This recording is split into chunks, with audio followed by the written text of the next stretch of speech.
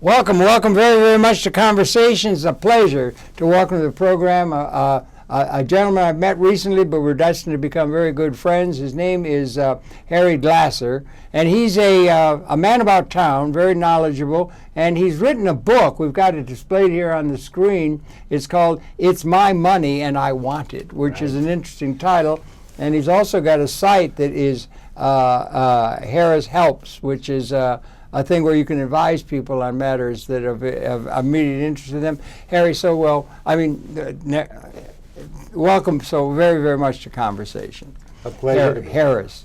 Harris. Harris. Okay, and good. It's .org. And .org. Right. Okay, very good. Well, Harris, share your own background. Born and raised, a little education, and then we can talk about the current situation and that sort of thing, and the way you see things. But share your own background, if you would, please. Sure. Yeah. Born and raised in Brooklyn, New York. All right.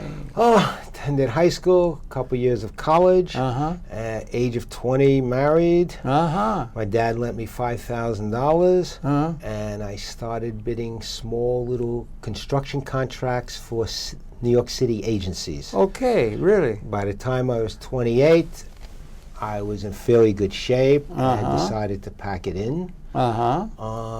Actually, I had so much work, took 4 years to complete it all. Yeah, right, okay. Then did a little bit of traveling and stuff. Wound up upstate. Where? South Folesburg, Monticello area. Okay, yeah, the racetrack there, isn't it? Yeah. Right, yeah. But I wound up doing an indoor farming business. Indoor farming. You were ahead of the curve. I think that's coming strong now, isn't it? Yes, yeah. That's amazing. We're going back 40 years. Yeah, right. And that was fairly successful, and I sold that, and we went down to Florida for a while. Did the same thing down there. Indoor farming business. Indoor farming. Is that like farming. Greenhouse, or what do you mean indoor farming? Indoor farming is you go shopping and you see in the fruit and vegetables, you see sprouts. Yeah. Everyone has sprouts. Right, yeah. Okay, so I was probably one of the first people to be doing that. And we started off the first week with a half a dozen little packages of sprouts. Within 2 weeks, I was shipping a half a ton a week. Well, you had to grow them. I mean, that's right. You grew them in hothouses or what? No, I came up with systems. Okay. I actually invented systems. Okay. Which was incredible. Without going into detail. Yeah. You were a farmer, like. Yeah, indoor farming. Yeah, right. And indoor, because you grow it indoor, hydroponics. Hydroponics as well. Right. Hydroponics, isn't it? And I would ship that down to the city. I said a half a ton a week. And that's a lot of sprouts. It sure as heck is. It's seasonal, is it not? No, because it's indoors. I'll be darned. Yeah, it's great. But it seems to me you might have been ahead of curve. Urban gardens are starting to happen now and so forth. So there's more of that kind of thing going on rather than great big industrial farms to produce most of the stuff. Is it anything tied in? Were you tied into the organic movement that's beginning to surface now? People wanting to avoid pesticides and all that? Yeah, it was pretty weird. I was considered pretty weird back then. We're going back actually 45 years ago. Wow. When I was eating and buying and growing organically. Oh, really? People would say to me, "Hey, Harris, what do you want, live forever?" And I say, "No, I think you have a day, a date, a time you're out of this place." But I take care of myself because you're looking in great shape, yeah. I don't ever want to know that I have a kidney, a liver, a lung, a stomach, so I take care of them in hopes they'll take care of me. Fast forward 45 years later, and people used to make fun of me. They now look at me and they go, "Oh my God, you don't even have an aspirin in your house for 45 years." Is that a true fact, right? That's a true fact. Outside, if I go to the dentist and I got to do something, he says, "You have to take a Tylenol because I did an implant." No medications. So you've been able to lead a healthy life. You're in great shape. Do you work out and that kind of stuff? Sure. You're health conscious, right? Absolutely. Yeah, okay, yeah. People would say to me, important investment of attention, yeah. Best investment. Yeah. People invest in stocks, real estate, you name it. The best investment, Harold, is in yourself because it has the best payoff. Yeah. Now, people, it's interesting. People would say to me, as they saw that I wasn't so crazy, I was feeling good. Yeah.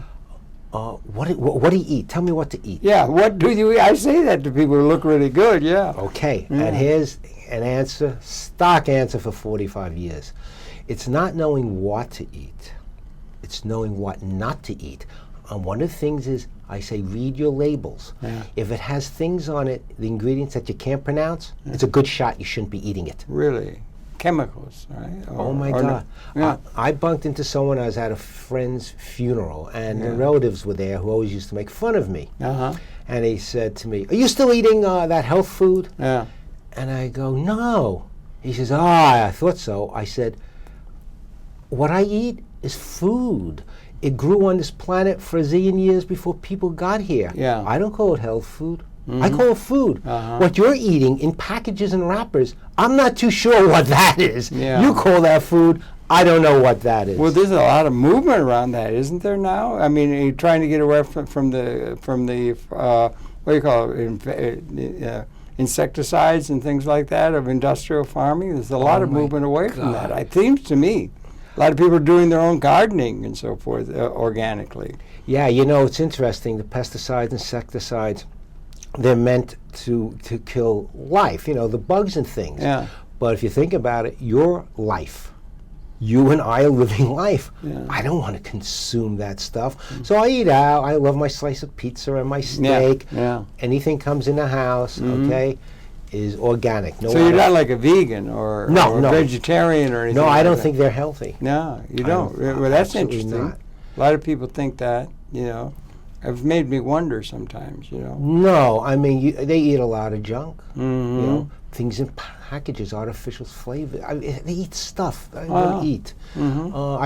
Just a lot of fruits and vegetables, some organic chicken in the house, nice piece of fish, organic steak, and a nice Italian meal on the outside with a little glass of wine, with a nice red glass of wine. Yeah, right. Well, whatever you've done, keep doing it because you seem to be in really good shape. It works. And you were doing that for quite a while, and so that's it. That's really interesting.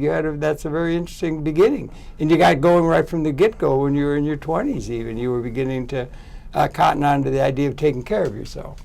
Yeah, well, that's good. A lot of people think we're going to live forever, and they let go a little bit that way. Oh no! Yeah. Like I said, nothing bothers me. I want to get up every day, be able to put in a good day's work. As long as these parts leave me alone, I'm fine. Well, I think that's a good idea. Congratulations on that.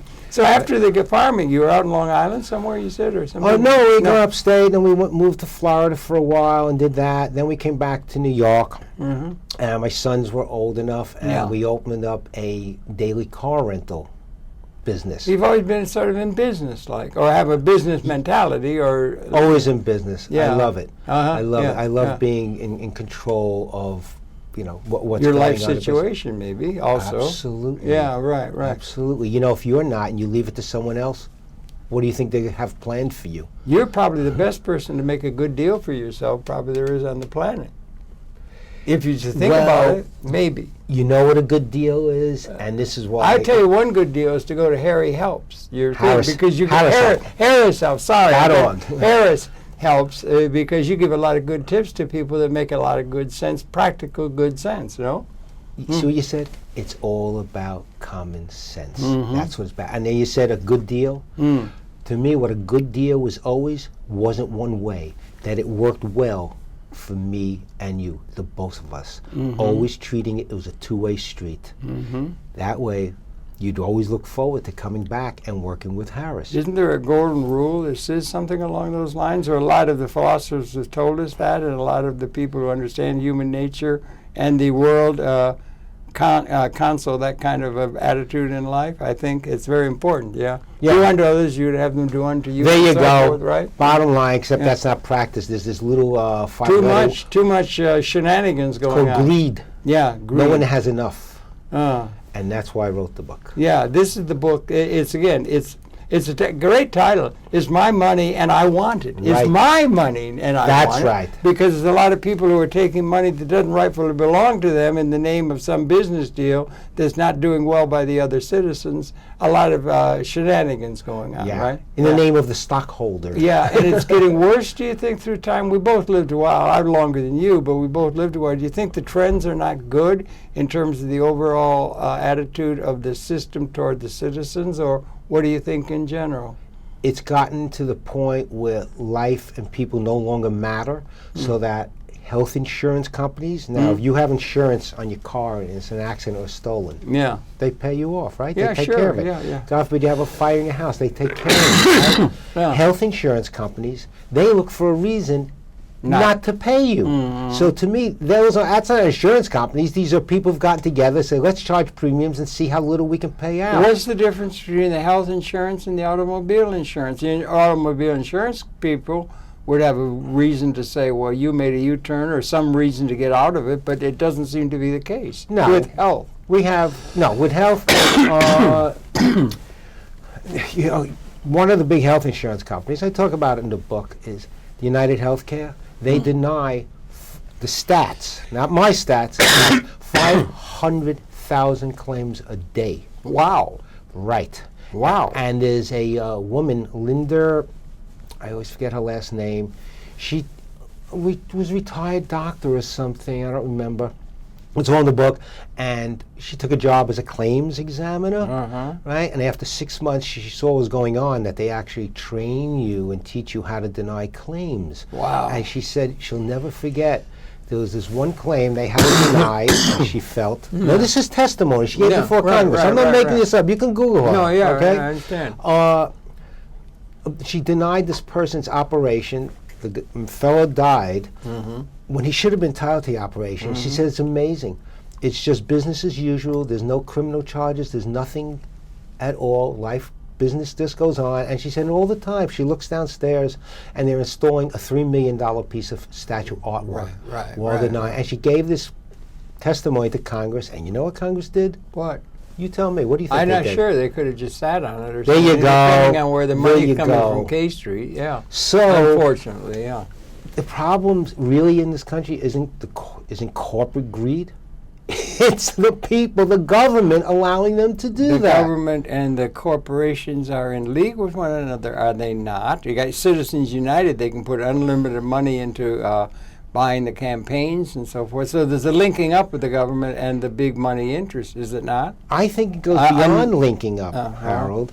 Collusion. I was watching Bill Moyer one day, and Bill Maher, and like he said to him, outside of social issues like abortion or something, there's no left and right wing. It's all USA Incorporated. They don't care who gets in. Okay? They give an equal amount to both parties. Yeah. That's it. And if you don't pass legislation, guess what?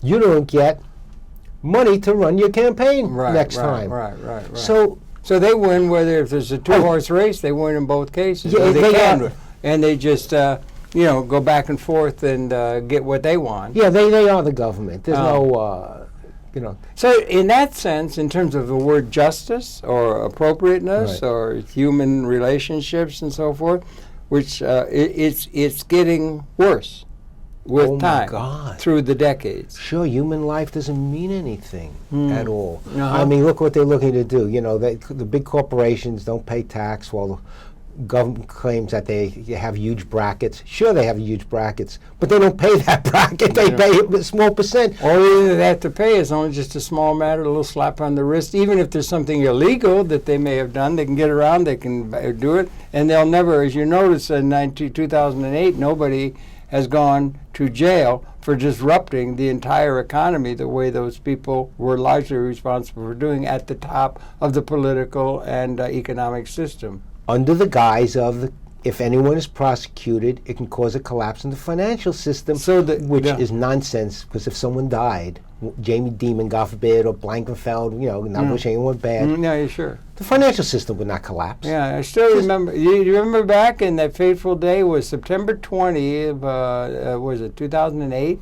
And Mr. Paulson had, they made a movie out of it, Too Big to Fail. You've seen the movie? Yes. Good. We got one of our producers over here, Danny Darrow, had lines in that film, yeah. And proud of him for that. He's a great guy. But anyway, he came and he had to go into Nancy Pelosi and get down on one knee, and he had a 3-page thing. He said it has to be passed by the Congress this week, signed by the president by Friday, or the whole world is going to fall apart. The whole financial system is going to fall apart. The sky is falling. Do you think it was true or was that hyperbole, or it was ridiculous? It was ridiculous, Yeah. You think? Yeah. Put it You're this not way. in a position to really know, like those people who really know. And they did sign the they did do the thing they had to do to bail out the banks in order to save the system, or else the whole world would fall apart without our financial giants. Okay, put it this way. You know, it's been very simple.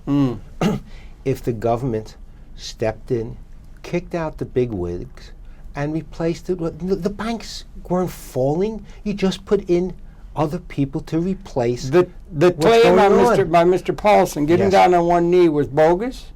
Was it bogus, or they seemed to be?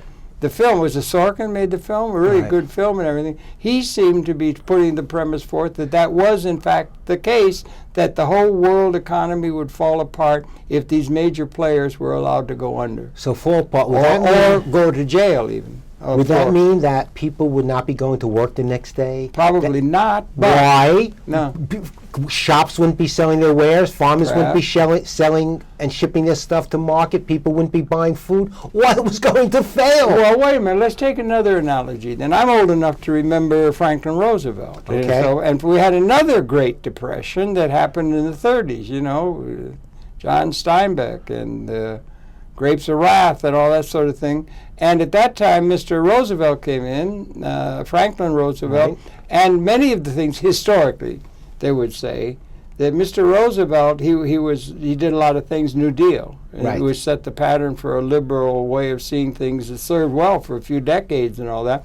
But at that time, he's noted for having saved capitalism, that capitalism was on the verge of collapsing then, but the measures he took was able to save capitalism.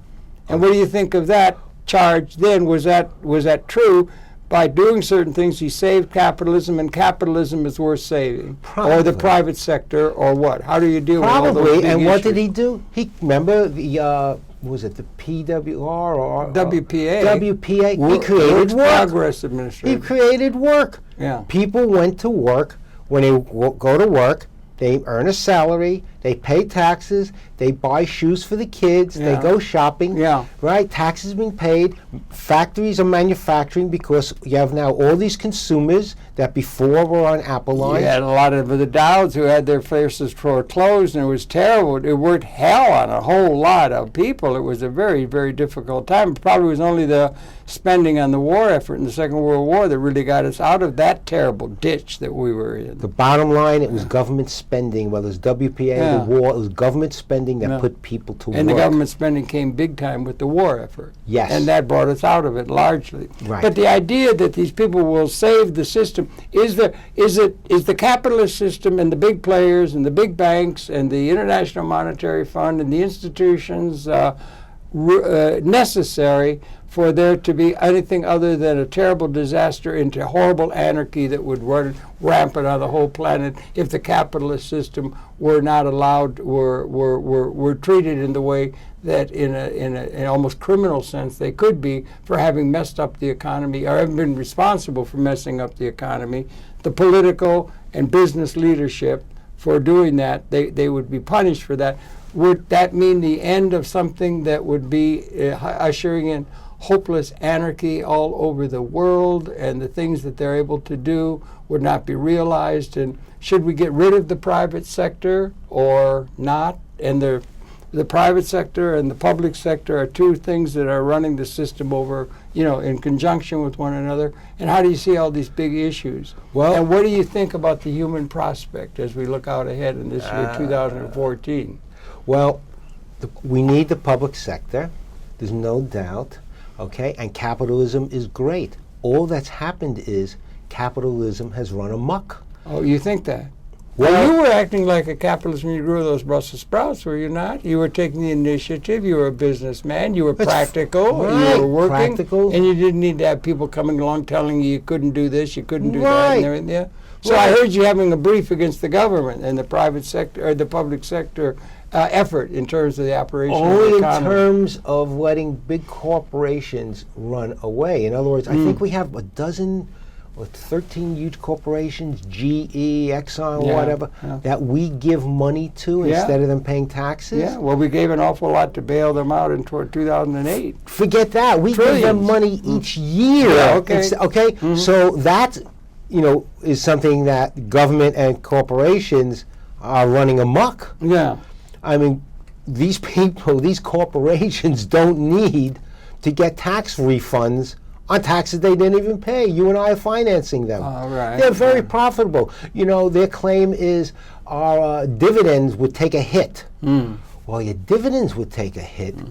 The few people who collect dividends, what about 300 some odd million people who are being, literally sucked dry, with having to do with less services, paying more taxes? You see the kids coming out of college now with this huge debt. It's higher. You see it's reported now in the news. The debt is higher among the college kids coming out than it is on credit cards now. The interest payments that there are on that build up. That's a horrible burden to have to put on the shoulders of a 20-year-old. How about the fact that bankers on Wall Street get money for free, 0%. Yeah. Students have to pay big interest on their loans. And it cannot be bankrupt. Right. They cannot do bankrupt. Now here's another one. You do a lot of advice to people on how to deal with some of these things. Absolutely. We want to get to some of that good advice you could pass on to the viewership, but go ahead, Here's another thing, came across the other day, a new thing. When grandma or grandpa co-signs for their grandchild in college for the student debt, and he's not able to meet the debt, the one thing that's untouchable, government goes after their Social Security. Grandma and Grandpa's Social Security. Put them out on the street. They go after Social Security and take a percentage of it away for the student debt. Yeah. So there's. So where's our this is supposed to be of the people, by the people, and for the people. What's going on here? Well, what's going on is that there's a lot of debt. Now, you are not trying to. You're not a. We've had economic theorizing from Keynes to Schumpeter, we've had Hayek and all these kind of things that informs the political process. One of the things is the labor theory of value that Mr. Marx talked about. Right. And Mr. Marx said that the evil institution is the private property. Private ownership is what caused the concentration of all power in the hands of a private sector. And they said what we ought to do, they took it to the extreme in the Soviet Union, finally under Stalin, they said we'll do away with the private sector. Private sector is the evil institution. Now we're talking about the government and private sector institution, but they did away with it and it didn't work out very well. It all was nomenclature, all within the government. You don't want an all government thing or a totally socialist, do away with the private sector. So what do you advise, Mr. Harris Helps, in your columns that you make available to people on your website? Here's an interesting thing. Tell me. You mentioned, give us direction. You mentioned Roosevelt. God bless him. We had a war. Yeah. Right? Yeah. I believe that what Mr. Roosevelt did, he said nobody is going to get rich on a war. Right? But they had a character in the comic books. Remember Daddy Warbucks? Yes. That was the father of Little Orphan Annie? Right. There were Daddy Warbucks all over the place. Yeah. There was always a certain amount of wealthy people. There's nothing wrong with that. Oh, okay. Do you know there was a headline in one of the newspapers which he had the military carry out a CEO of a large corporation in his chair, okay? And the photographers snapped a picture of this CEO of this huge corporation. CEO, you mean? Yeah. Yeah. Okay? Yeah. And the headlines were something like, no one's getting rich off a war, okay? So there was a combination. You could make a lot of money, but you were limited to, I think it was 7%, 12%, or 10%, whatever the number was, when you dealt with the government and you did a certain amount of business volume over a certain amount. Now, there was just the other day a stat, okay? Yeah. Halliburton.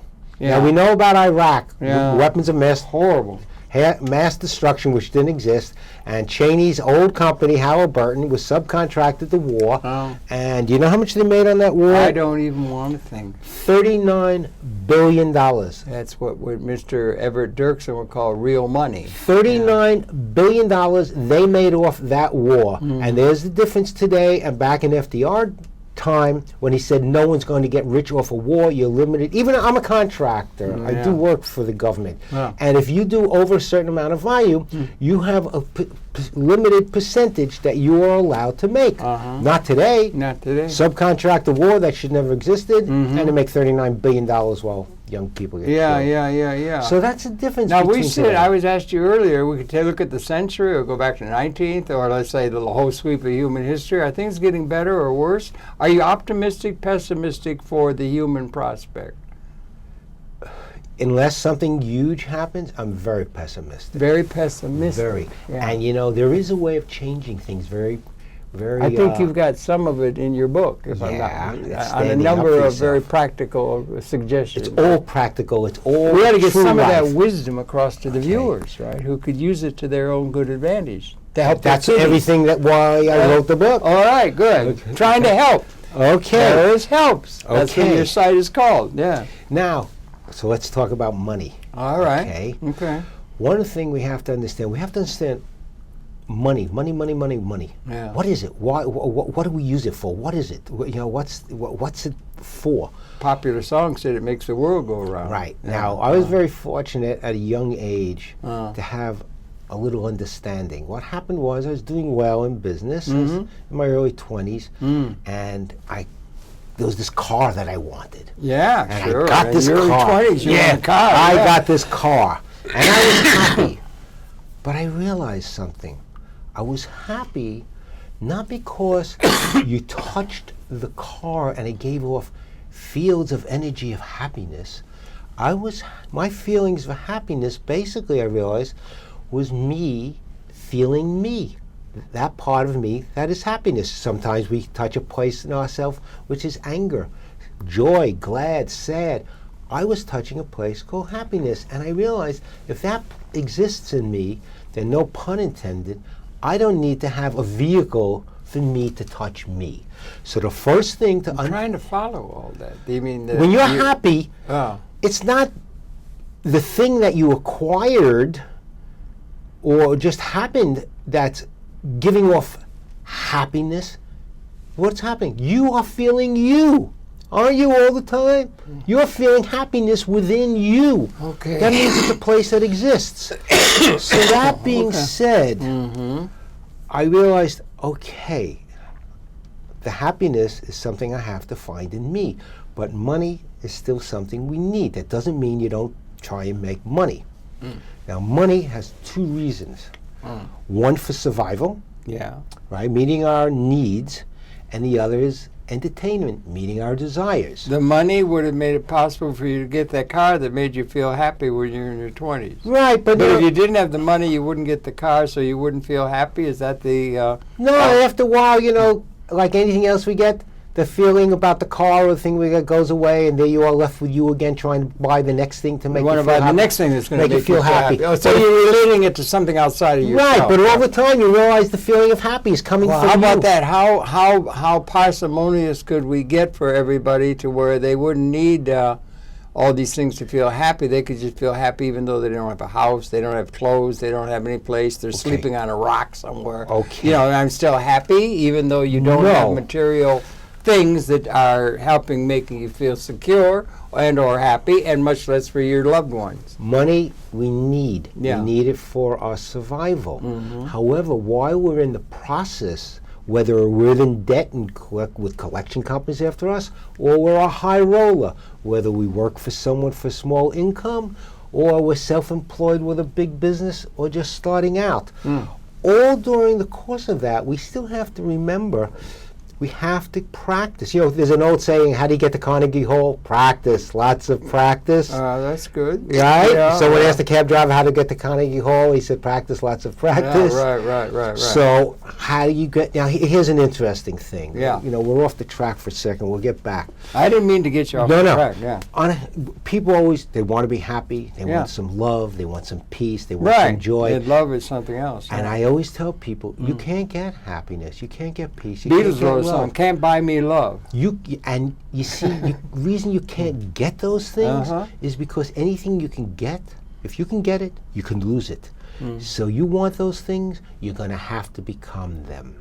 So it's just If like you're going to lose those things. Yeah. anything you can Spell it out. get. It's a Anything big you thing. can get, Yeah. you can lose.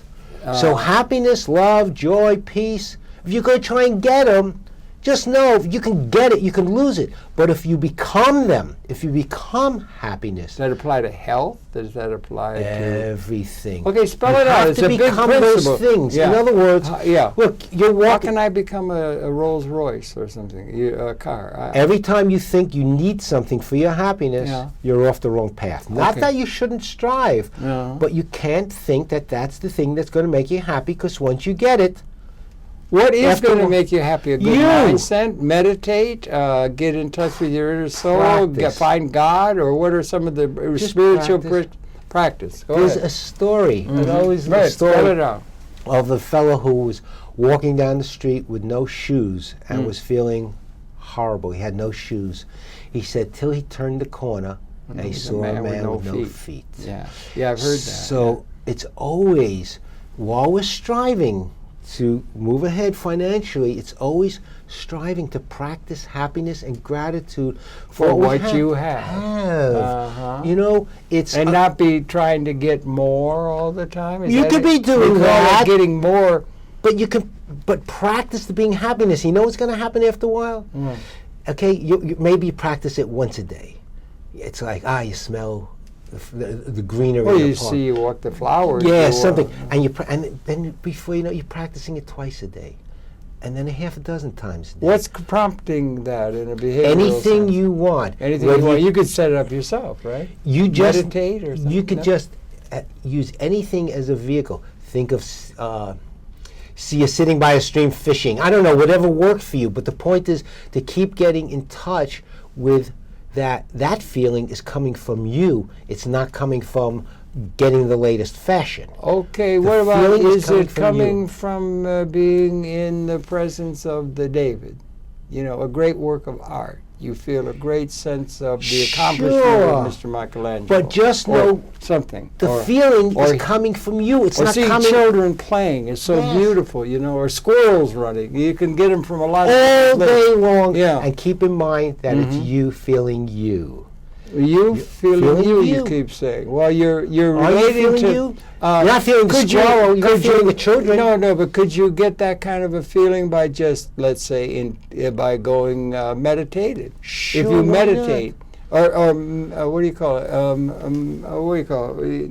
Not meditate, but Yoga yoga and that kind of thing. You know, comes down. and go internally to yourself and thank your lucky stars for your good health or for whatever. There you go. Or your grandchildren. I was sitting with a young fella. with the lot the way it is, right? Yes, Rather while than think- striving every day. I was sitting with a young fellow, Yeah. a friend of my two sons. Mm. He's a robust young guy, Mm. and he was eating, and he was, just eating, shoving in the food, shoving in. What was touched he his eating? hand, Yeah. a big salad and a burger or something. Oh, salad. And I said to him, Oh. "You don't like food, do you?"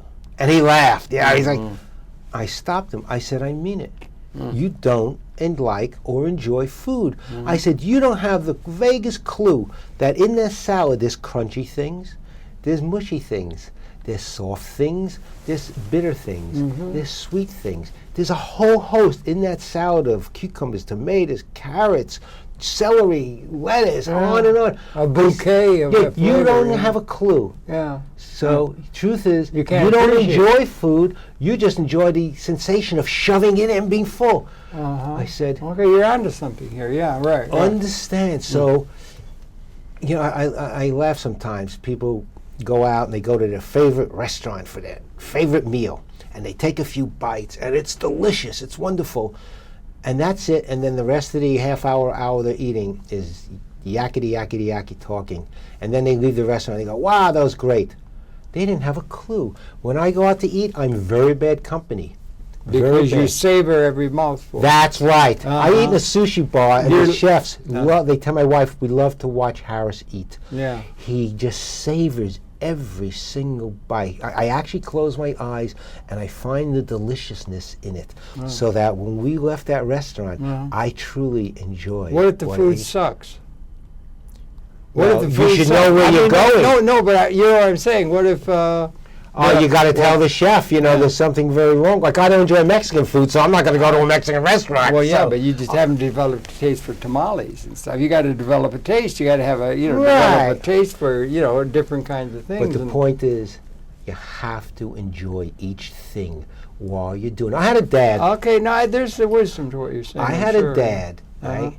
Enjoy each moment, actually, if you can do it. I mean, enjoy the beauty of the sky or whatever. There's all kinds of things that you could take. Extracting the most out of your life, which is why teaching You relate that to your yourself, then, because I think if that is an interiorized kind of thing, a conscious, not related to the outer environment. You have to be it. You have to be that. If you were in the middle of a thing where you were surrounded by, let's just take a real exam, that you're in a situation where people are being, all around you, people are being slaughtered by brigands, and you're there, and would it be a little bit difficult for you to ignore the lot of others who are being slaughtered right in your presence, right at your feet? They're falling at your feet. You could still be happy somehow by your having discovered another layer of yourself that's pure or something. You know what I'm saying? You always need to act appropriately.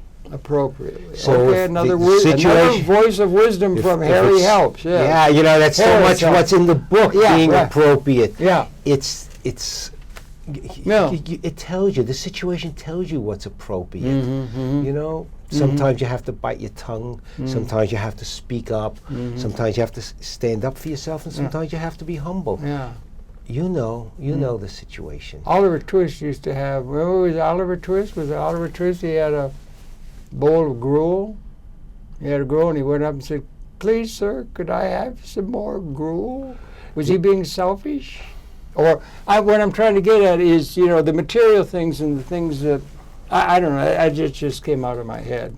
What I'm getting at is empathy is something, if you can appreciate empathy, appreciate the thing around you, or appreciate a work of art, or a beautiful sunset, or something like that, is not the same as it being appreciating just in a dreary situation, ignoring the outer. I don't know. What you're proposing is very important, but can you be happy all the time, or in that state of appreciating everything all the time, even though you're surrounded, let's say, by the chaos of the current market situation where so many people are being troubled? You don't care about other people, you just care. What's the difference between that and narcissism? It doesn't mean you don't take action. I mean, that's why I blogged, that's why I wrote the book. Yeah. But yet, every moment of my life is a practice of being happy, of enjoying. I'm typing, I'm writing. Back again to my thing, can you be happy typing or writing and that you got a house, you got a thing, you got that and everything, but you're typing and you're happy, you're writing a love poem or something, and people are being slaughtered all around you. You could just ignore that. Well, no. I mean, you wouldn't sit overdrawing. You wouldn't sit and type. Why not? Just keep doing a poem. That's, you're interiorized all with yourself, and you can dream. You can be in any dream world you want. I think you have to participate. Why?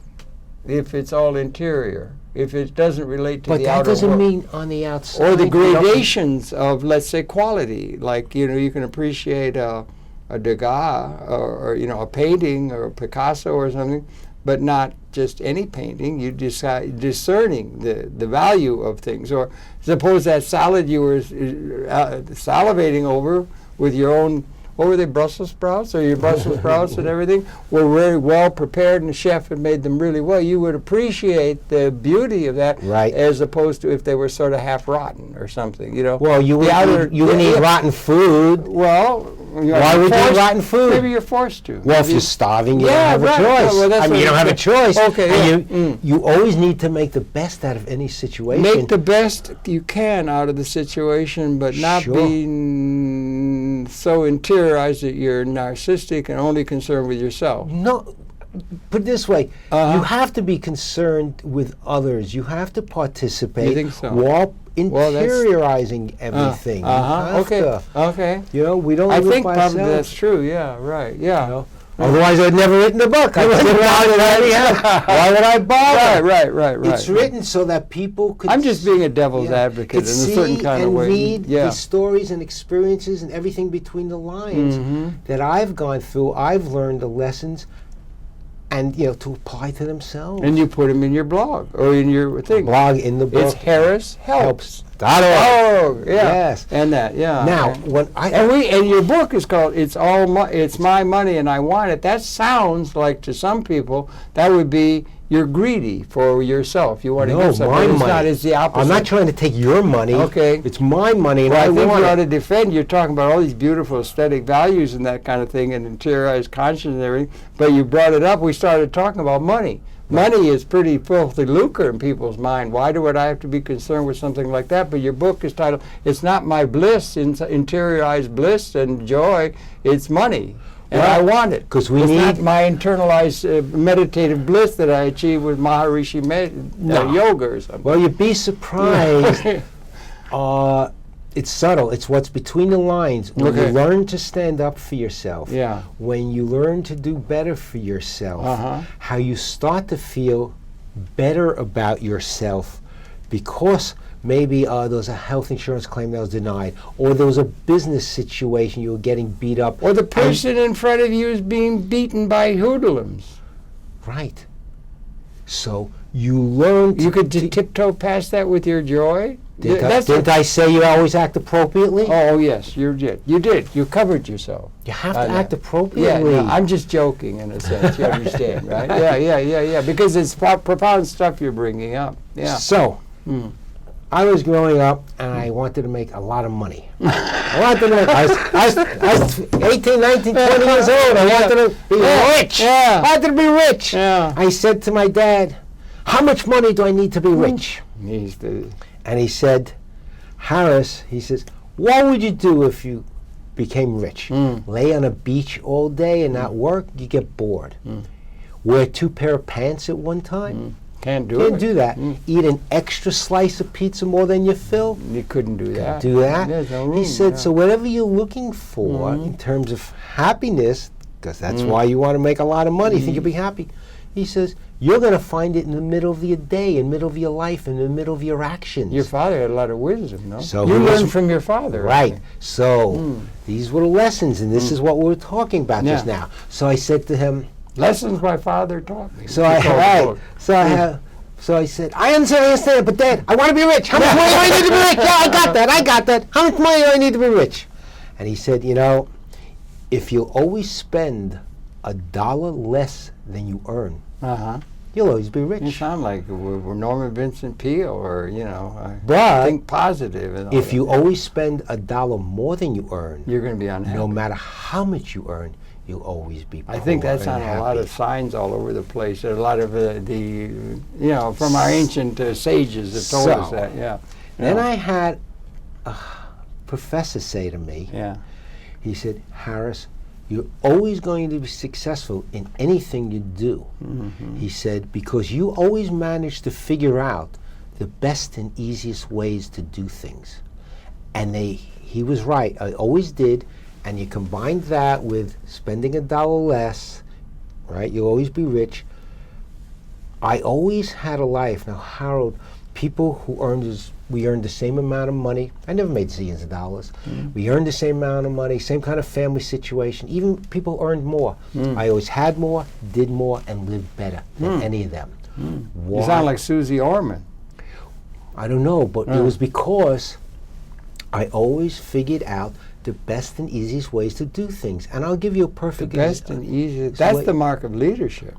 That's the mark of intellectual leadership. If you could have that and pass it on, there you go. That's what I'm trying to do. Helps. Go to Harris Helps, and you'll have some suggestions on how to achieve this. That is exactly what I'm trying to pass on. I'll give you a perfect example. I just came back from Aruba. Oh, wow. Great. 9 days in Aruba. They have gambling there, don't they? You like to gamble? Well, if you play for more than you can afford to lose, you're gambling versus a night's entertainment. They do have casinos there. Oh, yeah. That's why I go there. I love casinos. You go to casinos? Right. Now, they have sandy beaches and everything. Oh, they have everything. Yeah, right. Now, for some people, maybe $10 a night. For some people, maybe $1,000 a night. That they can afford to lose. If you go to play in the casino, what's the best game? I think it's craps. No, what's your favorite game? What's your favorite game? I like craps and I like blackjack. Blackjack, also, right? Okay. But so while I was there, it was interesting. Yeah. I bumped into a fella from business. Mm-hmm. He was there with his family, Yeah. right? Him, his wife, and 2 sons, Yeah. right? And he came on a Friday, was leaving on a Monday. They're there for 3 days. Mm-hmm. He's a government worker, and he said it took him 2 years to save up for this vacation. Yeah, It cost him $4,200 for the 3 days. Woo! I said to him, so-and-so, I'm here for 9 days, right? And with the free continental breakfast that he had to pay for, which is $25 a head, Mm-hmm. I had for free. He paid $4,200, right? Mm-hmm. For 3 days, for 9 days, with the breakfast, another $50 a day, which is Yeah. $450. I paid $2,600. Uh-huh. $2,600 versus $42, 9 days. You 3 found a good. days. You were able to find a good. It's deal. my money, and I want it, and I find yeah. the best and easiest ways to do things. Oh well, now you're down to some practical things that you could pass on to the people. Right, but you see, Be alert to values. the real truth is between Shop the around. lines. It's between the lines. Okay. I was with my daughter-in-law the other day, Mhm. and my grandchild said, "Mom, my mom is becoming like you." Mm. I said, "Why?" And she's a doctor, therapist, and she's always very shy, even though she's an incredible doctor, psychologist. What happened was she had a little difficulty on the airline, and she called up to voice it.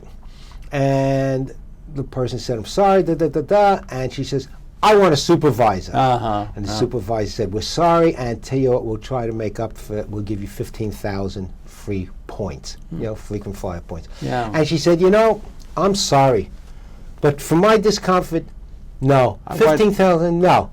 I want They 50,000. They gave her 35,000 points, and she says, "It doesn't make up, but okay, accept it." So, there She you got go. extra There you go. Bargain hard. She learned, Yeah. she read between the lines of the book, okay? She got it from your book? No. No, Yeah. not that specific thing. Oh, but well. she understood everything in the book because it Right. writes for business people wanting to go in business 40 years, householders.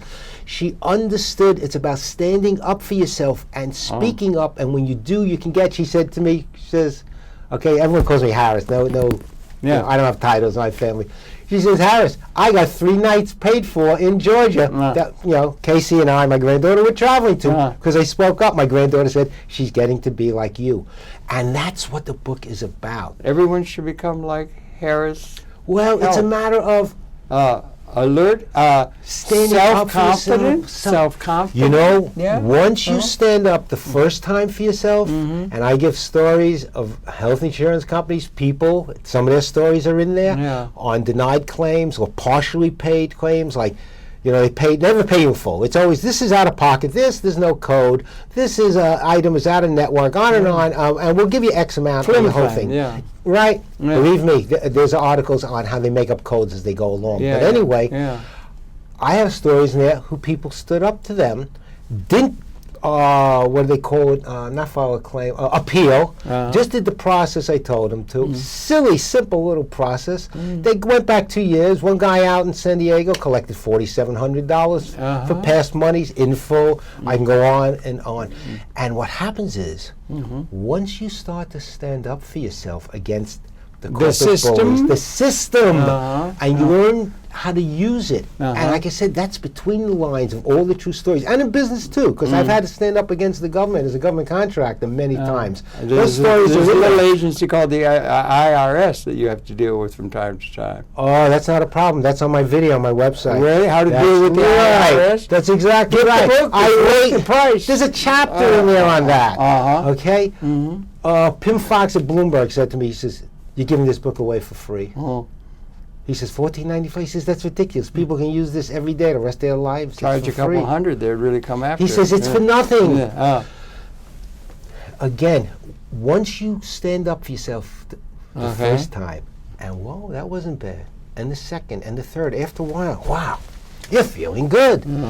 So what takes place now, a dynamic takes place inside of you, is that all of a sudden, right, you become a bigger person. a larger person. You don't feel so down on yourself. You are more confident. And that sets a whole set of different things in motion, so that now everything, when you do in life, it'll enter your relationships. Maybe you never felt good about yourself, and you come home and, you're not in a good mood, and your wife says something, you snap at her, or the children, or something. But all of a sudden, when you start standing up for yourselves and doing things you didn't think you can do, you start feeling better.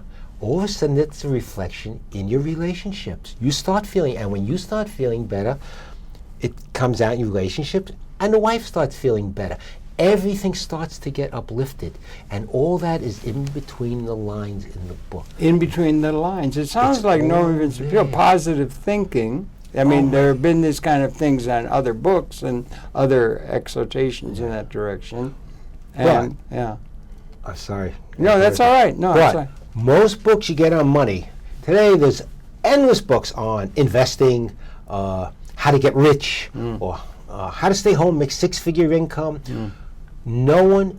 I haven't seen a book on reality, and that's what I decided to do. Write a book on reality. It's got practical things that could really apply to real people in real situations. It's about your paycheck, John's paycheck, Tim's paycheck, Mary's paycheck, the paycheck you come home with right now. How, as Pimm Fox said, the man who teaches us how to squeeze more juice out of our orange. How everyone could do what I did, had more, did more, lived better than people earning the same income or even more. I had a friend of mine who once said to me, Harold, he said, Harris, you live better than rich people. I smiled. I knew why he was saying that. I said, why? He said, because rich people are always in their office trying to make more money.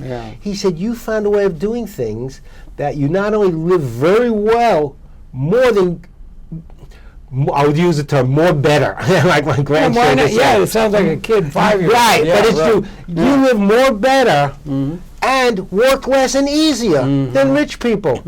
I'd be, in the summers, I'd be by my swimming pool. Right? And it comes down to so many different things. I have a friend of mine who said to me, look, Harris, I said it starts with the very first time in the morning you open your eyes and you go out and you get your Starbucks cup of coffee. He says, whoa, please don't take my little pleasures away from me. I said, tell you what, I would never do that. So you go out, have your Starbucks, your wife, $3.50 each, that's $7. A couple piece of pastries, you're up to $12, 7 days a week, $84. That's $5,000 at the end of the year. I'm not going to take that away from you. You keep it. By the way, I'm going to Aruba now for about a week. Either I'm going to spend 3 weeks in Europe because, you see, I have my cup of coffee at home for a few pennies, and I buy my piece of pastry, in the house. You could make it yourself. Keep your pleasure. You can make it yourself. My mother used to make great pastries. I can't find anything as good as I go to a local little Italian baked pastry shop and pick up a thing. Okay, so I don't want to take your little $12 a day habit away from you and your wife. Enjoy it. I'm going to Europe for 3 weeks with that money. You see what I'm saying? Using your money. I'm not talking about budgeting. Everyone budgets, but they're not using their money properly. A perfect example, we go out for dinner. Now, I never get wine in a restaurant. First of all, you don't enjoy it. People are talking and you don't even enjoy it, okay? I pick up some nice wine for the house, and I'll buy it at Trader Joe's. It has an incredible imported selection. Yeah, they have a lot of stuff at Trader Joe's. Imported. And it's growing like wildfire in the Trader Joe's. I will buy a nice imported bottle from Australia or Spain. Are you a connoisseur or not? No, you're not. No, Okay. From Australia or Spain, or I even get organic wines there imported, and I'll pay $6 for the bottle. Okay, versus you go to a restaurant, and I'll enjoy it before we go out to dinner. We'll open it up in the house, have a nice couple of glasses, right? It costs $1.50 a glass. 4 of us sitting around, right? $6. You go in the restaurant. Everyone gets a glass of wine. $9 tax and tip is $12. A glass with tax and tip, at least $12 for a glass of wine with tax and tip. 4 people is almost $50. Well, that's $2,500 at the end of the year. I guess you could add these things up. Yeah, $2,500. I just told you I went to Aruba for 9 days for $2,600. Mm-hmm. Okay? And I enjoy my wine more because it's in the comfort of my own home. Well, that's a choice, yeah. Right, okay. There are some people who go like, if you're trying to impress, let's just say. We're not talking about business impressing people. Well, okay, I would just make the point. You want to get there's a contract you can get in Country B for a water project is worth about $5 million. You wine and dine. And you not only wine and dine, you go to the best place. You got to go to the best place, and you got to get the $4,000 bottle of wine in order to make the impression to get the contract. That's right. Now, is that a metaphor for a lot of what goes on in the society, trying to impress people? And you do get the contract, and then you get a lot of money, and you can go to Aruba in your own private jet. Okay. Okay. Didn't I say to you before? Always act appropriately. So if I'm going out, my friends from the neighborhood, we'll bring the bottle of wine. Right. But if I'm taking someone out, because it's business, and I have to impress, well, you act appropriately there too. Always be appropriate. And I have a chapter in the book general advice, on psychology, in business, especially, not just for householders. And here's the psychology, okay? I was once going against someone who owed me seven-figure money. Okay, A small seven-figure, just above seven-figure. Yeah, that's a lot. Okay? Yeah. And we're going nowhere into courts, so we wound up in arbitration. This man came in, by the way, that's a story there. This man came in, right, with his silk suit, big gold watch, and, decked out. I came, and my lawyer said to me, Harris, I know you. Don't bring Cookie, my wife, and the kids. Please don't. I'm saying, of course not. Yeah, right, Harold. That's the last thing I was not going to do. The wife and kids came with me. And I came in with a pair of plain Gap jeans and a plain blue sports shirt. So what was the outcome? We only got about 2 minutes left. Okay, the outcome was that the arbitrator spent a lot of time in private with the sharpshooter guy. Okay, he comes out and he says, now I heard the Hollywood version. Let me hear real life version. I got a very, very nice award. I dressed appropriately. I didn't want to be a big, sharp businessman. I wanted to be just a little humble guy that got beat up by a big, sharp businessman. You're like a actor. You got to get the costume right. You have to act appropriate. Appropriate. That's one of the major lessons in your book, I think. I think it would be good for all the viewers who are watching this program to consider going out and getting this book. It's available now, right? Yeah. And it's called, do you mind if I show them here, maybe hold it right up to the camera? It's called It's My Money and I Want It. Right. It might be good for you to go out and get some practical advice on how to make a better life for yourself, which is really behind the philosophy contained in this book. And it's been my pleasure. While earning the same amount of money. And it's on my website. Beginning of a beautiful friendship, Harry. It's really good to meet and talk with you and be with that. And it's your pleasure to have had his perceptions. A wise person, that you might do well to tune yourself into. We're coming back again tomorrow, Harry. Harris, thank you very, very. Sorry I keep calling you Harry, but that'll go. They call me other things. We won't go there. Harris, by